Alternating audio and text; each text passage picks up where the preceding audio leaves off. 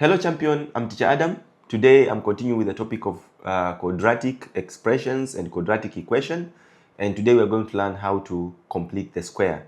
So we're going to learn different methods on how we can complete the square and then later on factorize.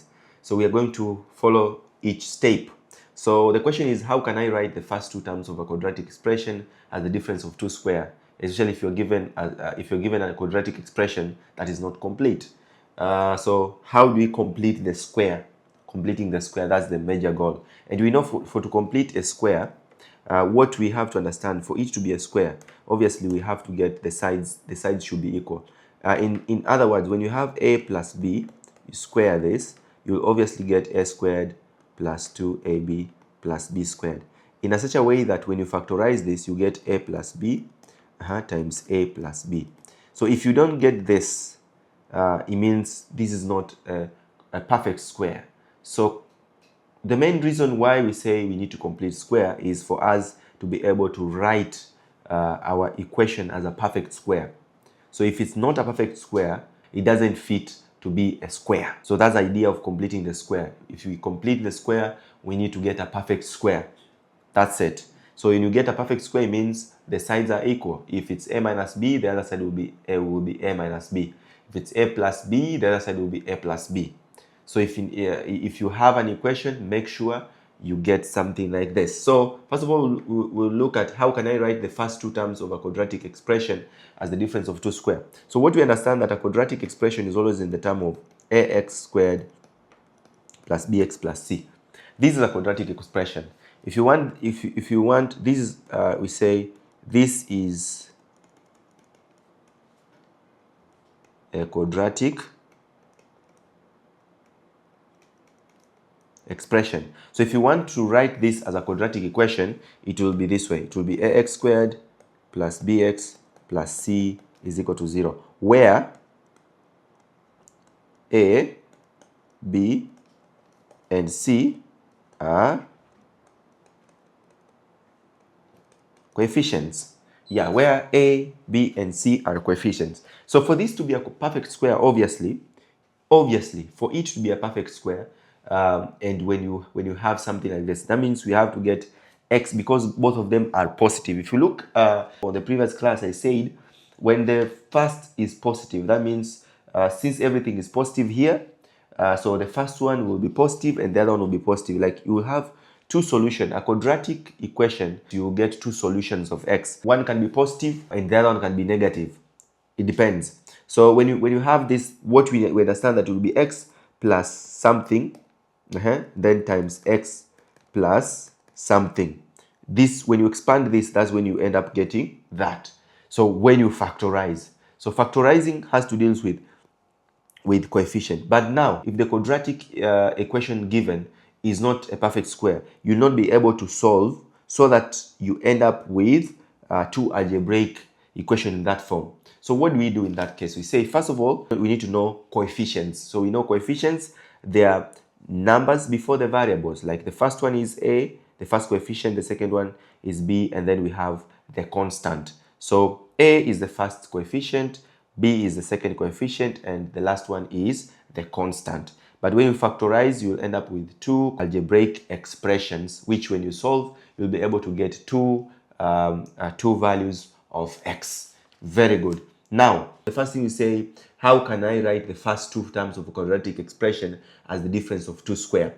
Now, we have x squared plus bx plus c, where our a is 1.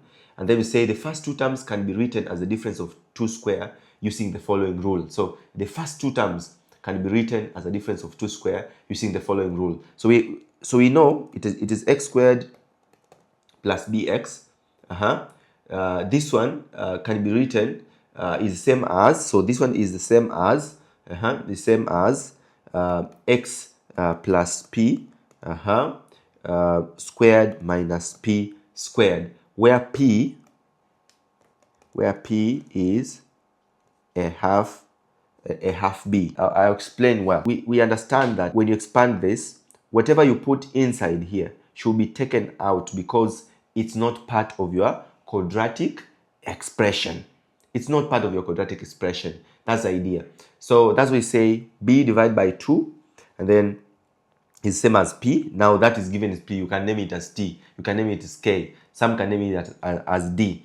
So it can be anything. So you can as well say x plus d square minus d square. So whatever you square inside should be exactly the same that is also taken outside, because it's not part of the solution. Okay, let's say we're given x squared plus 2x. So how can this be written? So this one can be written, first of all, we know b is 2. So our b is 2. So we take a half of this. A half of 2 is 1. So a half of 2 is 1. Therefore, so this will be x. We now know how to factorize. So we'll put x, plus 1 squared minus 1 squared. That's the idea. We have to take away 1 squared.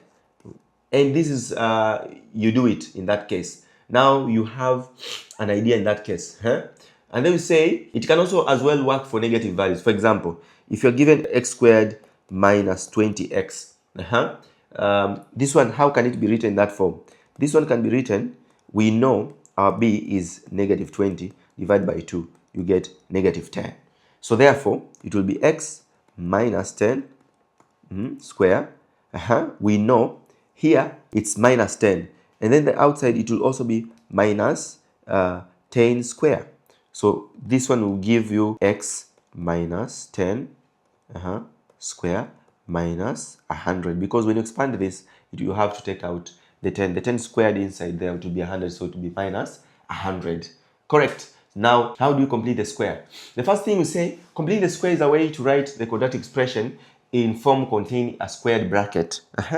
We know. So to complete the square of, for example, we have here x squared plus 10x plus 9. Okay, so what we understand that when you factorize this, because if this is a perfect square, when you factorize, we have to get two solutions. That if it's x plus a, should be, in that case, x plus a squared, whereby this is the same as x plus a times x times a times x plus a. This should give us, so when you have this x plus a, it is the same as x plus a times x plus a. These two algebraic expressions multiplied together give out a quadratic expression. That's the thing. So when we are given, so we say, how do you complete the square? So we say to complete square is a way to write a quadratic expression in the form containing a squared bracket. So to complete the square on x squared plus 10x plus 9, what do we do? What do we basically do? Because now here we understand that a is 1, our a is 1, our b is 10, and our c is 9. So let's see by factorization, how could it be? By factorization, the idea we have to think about it is you have to think of two numbers that if you multiply product, we're going to look at product and sum. You have to think of two numbers that if you multiply, you get 9. 9 times 1. 9 times 1, the coefficient. 9 times 1, you get 9. And if you add, you get 10. So find two numbers. If you add, you get 10. If you multiply, you get 9. So obviously, it will be 9 and 1. So 9 times 1 is 9. And 9 plus 1 is 10. Now, how do you factorize in that case? Let's say you have x squared plus 9x plus x plus 9. And then how do you factorize this? This you get x into x. This is by factorization. X plus 9 plus 1 into x plus 9. And then you end up getting x plus 1 and then x plus 9. So this, we have used factorization. Now, how do we use completing the square method? How do you use the completing the square method to solve this? Like, how do you complete to make it a perfect square? That's our idea. So the first thing we say, use the rule above to replace the first two terms. So we're given x squared plus 10x plus 9. Now, with completing the square, so we'll just take the first and second term. So we are given x squared plus 10x. What do we do? In that case, x squared plus 10x. So in that case, what do we do? So in this case, we say we're given that x squared plus 10x. Now we have to find now a half of this, because we know that the rule to be x plus p square minus p square. That's the idea. This is the rule that we're going to follow. So in that case, we say our p is a half b. So b divided by 2, which is 10 divided by 2, we get 5. So in that case, it will be x minus 5 square minus 5 square. But remember, outside we have 9 plus 9. That's the secret. So what do? Remember, after you do this, say plus 9, because 9 was taken outside and we wanted to get something so that we make it a perfect square for the first bracket. And when you do this, in other words, you get x minus 5 square minus 25 plus 9. Therefore, you end up getting your answer as x minus 5 square minus 25 plus 9 is minus 16. This becomes your expression in form of, in that case, we will have completed the square. Okay, so this is when there is no coefficient on the first term. Now, how do I complete the square when there is a coefficient in front of the x square, which is the first term? Now, in that case, let's say we're given x squared plus bx plus c. Now, we say we have a coefficient there. The first thing that we need to do is we'll try as much as we can. We say you need to take a out as a factor of the x square and x term only. So factorize the first two terms. Yeah, if you have that, you have to factorize the first two terms. So yeah, that one can be the first solution. We need to factorize the first two terms. When we have a, for example, we have ax squared plus bx plus c. So we can divide, I advise you can as well divide by a, everything by a. When you divide everything by a, so in that case you will end up with a into bracket x squared plus b over ax, and then plus c. And then when you do that, then you can continue with this. Now we continue with our rule. We can continue with our rule. Now our rule will be, from there, we'll have this rule now. We say a into bracket x minus p,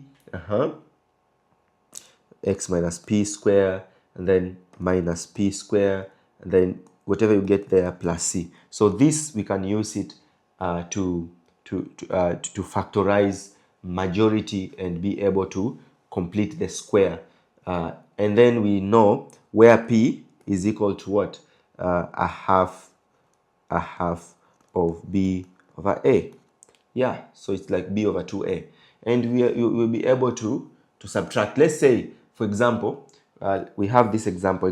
We are given 4x squared, 4x squared plus 16x plus 5. And then you say complete the square.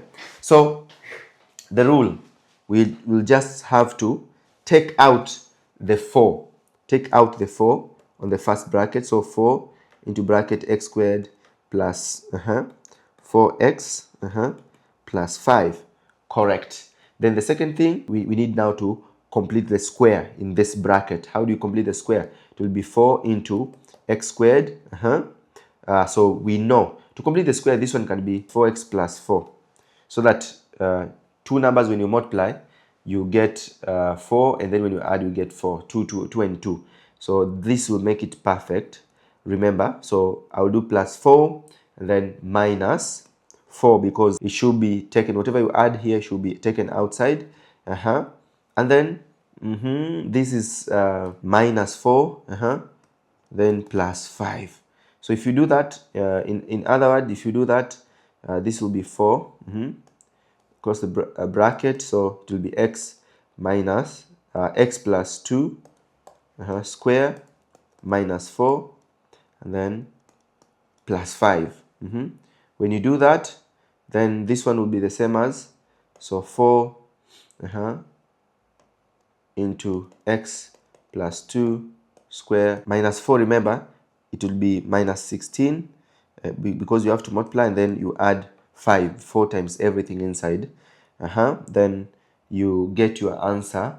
You get your answer as 4 into bracket x plus 2 squared minus 11. This becomes your answer. Correct. Now that's how you complete the square by different ideas. So let me find some examples from the textbook here, and we show how to complete the square. We're given an example here. Example, completing the square. So this is majorly on completing the square. So how do you complete the square here? In this case, how do you complete the square?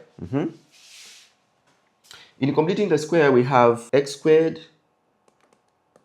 plus 6x minus 1.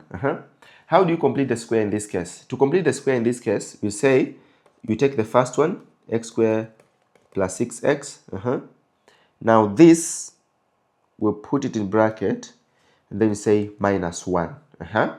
Then the idea, we need to get a perfect square here. So a half b, we said a half of this. So the rule is x plus p or plus t, then square minus p squared.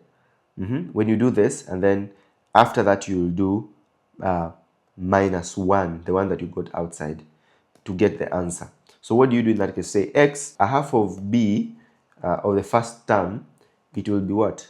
6 divided by 2, you get 3. So in that case, it will be, so here you'll get, so after getting the a half b, which is 3, now you get x plus 3 squared, then minus 3 squared minus 1. Now when you do this, in that case, you say x plus 3 squared minus 9 minus 1. This will result to x plus 3 squared minus 10. That becomes our answer, x plus 3 squared minus 10. And this is a quadratic in completed square form. Correct. Let's write in complete square form. Example. Write in completed square form. So A, it is x squared minus 8x plus 18. In this case, what do we do? We say write in completed square form, x squared minus 8x plus 18. So when A is 1, B is negative 8, and C is 18. Remember, these are the coefficient. But our idea, we know the rule. To write it in completed square form, from the two terms, without considering the constant, we have to get a perfect square.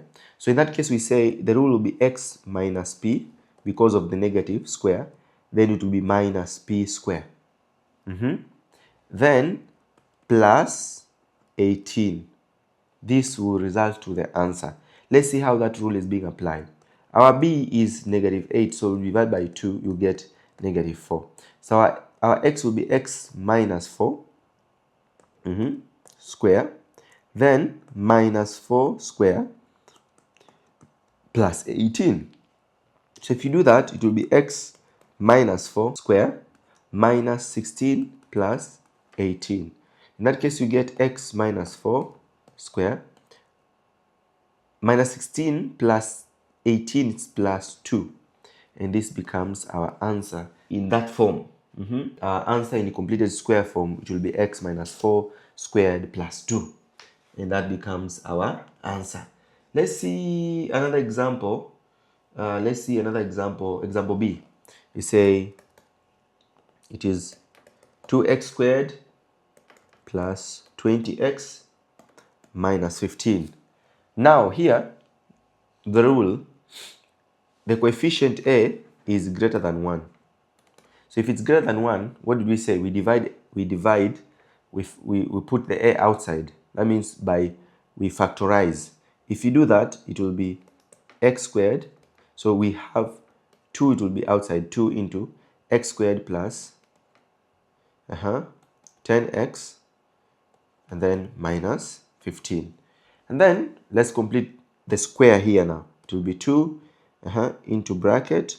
So it will be x plus p, that's the rule, minus p squared minus 15. That's it. Wow. This will give us the correct, this is the method, or we can call it formula, that will help us get the right answer. In that case, you say 2 into, now x plus p, so it will be x, p is the b, which is, say, a half b, like b divided by 2. So 10 divided by 2 is 5, squared minus 5 squared, then put the bracket, minus 15. What do you do in that case? We say 2 into bracket, it will be x plus 5, so it will be x plus 5, x plus 5 squared, minus 25 minus 15. What do you do in that case? You say 2 into bracket, what do you do to get that? So it will be 2 into bracket x plus 5 squared minus 15. Correct. Then your answer will be 2 into x minus 5 squared minus 50 minus, it will be minus 65. That's what we get. And this becomes our answer. Wow, wow, wow, wow. This is how we complete the square. Exercise 12M. Do all question. You'll do question 15 to 19. Do them. Bye bye. See you at the top champion.